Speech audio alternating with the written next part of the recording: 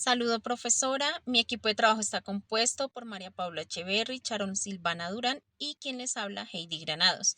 Nosotras elegimos el conflicto entre Rusia y Ucrania. Rusia y Ucrania antes eran un mismo estado, tenían unas mismas ideas políticas, religiosas y culturales. En el año 882, Ucrania decide separarse de Rusia, ingresando a la Unión Soviética y dando por finalizado en el año de 1991.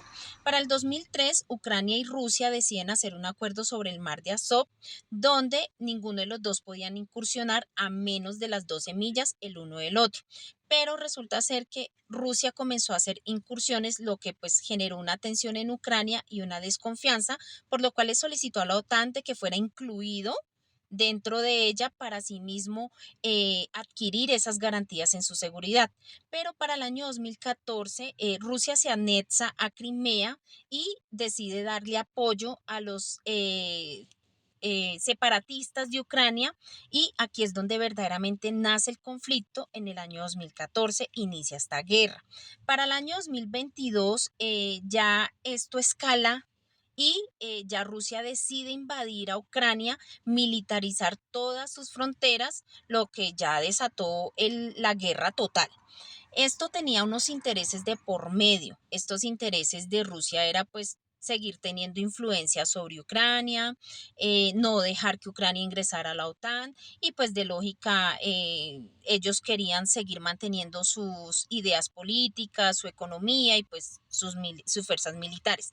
Ucrania lo único que quería era pues recuperar sus territorios que había perdido, la soberanía y pues de lógica quería esas garantías a su seguridad. Y esto tenía unos actores que pues eran otros países que se habían aliado a Ucrania pues en esta lucha, en esta guerra, que eran Estados Unidos, la OTAN, China, Irán, Corea del Norte, algunas organizaciones humanitarias y de derechos humanos, y también aquellos voluntarios que han ido de otros países a la guerra, tanto a defender a Ucrania como a defender a Rusia. Entonces los dejo con mi compañerita Char. Hola, mi nombre es Sharon Durán y les vengo a exponer en esta primera diapositiva cuáles son las organizaciones y las posibles cooperaciones que existen para el caso de la guerra entre Rusia y Ucrania.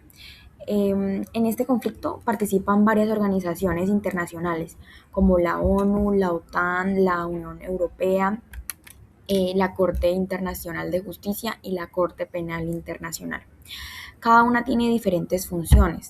Por ejemplo, algunas buscan apoyar el diálogo y otras se encargan de temas relacionados con el derecho internacional.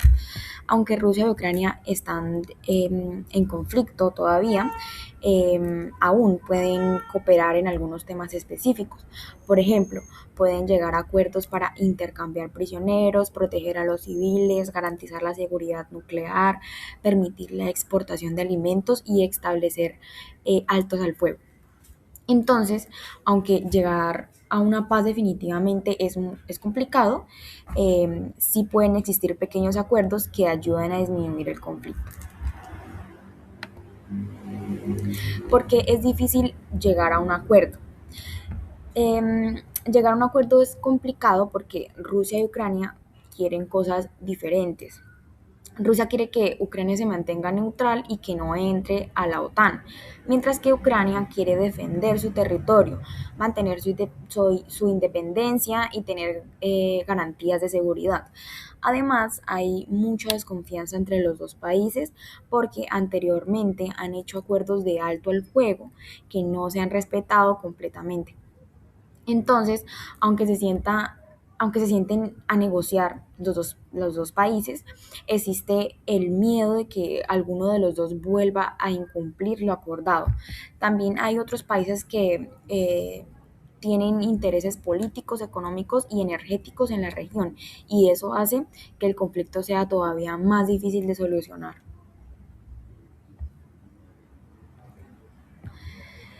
El concepto que nosotras escogimos para entender mejor este conflicto es el balance de poder.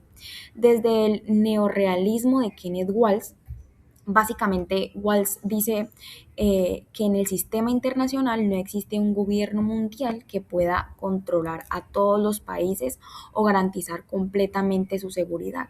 Por eso, cada estado tiene que buscar la manera de proteger sus propios intereses por su propia cuenta. En este caso, Rusia ve el crecimiento de la OTAN y el acercamiento de Ucrania hacia Occidente como una amenaza para su seguridad y para su influencia en la región. Entonces, desde la idea de Walz podemos entender que Rusia intenta utilizar su poder para contrarrestar esa amenaza. Por eso, este concepto nos ayuda a explicar el conflicto como una disputa por seguridad, influencia y equilibrio de poder. Hola, mi nombre es María Echeverry y hoy les voy a explicar la soberanía de los estados y esta teoría según John Locke. El conflicto entre Rusia y Ucrania tiene una relación directa con la soberanía, porque todo estado tiene derecho a ejercer autoridad sobre su propio territorio y a decidir de manera independiente su futuro político. En este caso, la soberanía de Ucrania se ve sumamente afectada por la intervención militar rusa, ya que se utiliza la fuerza dentro de su propio territorio y se cuestiona su autonomía de decidir como territorio ucraniano.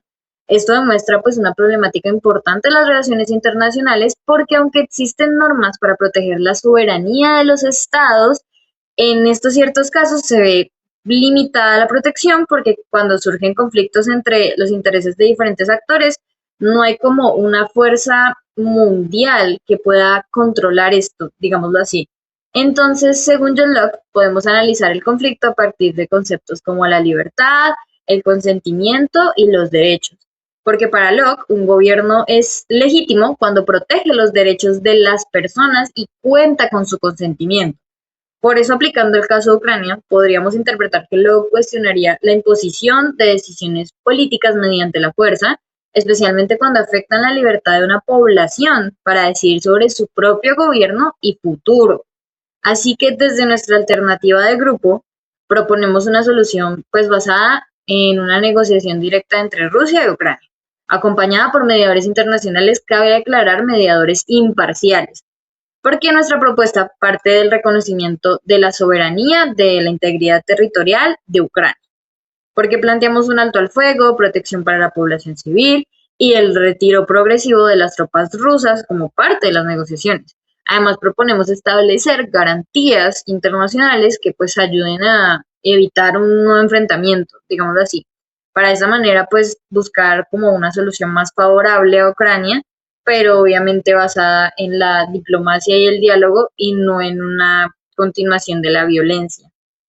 En conclusión, el conflicto demuestra que la soberanía continúa siendo un principio fundamental de las relaciones internacionales, pero también evidencia las dificultades de garantizarla dentro de un sistema internacional donde no existe autoridad mundial absoluta.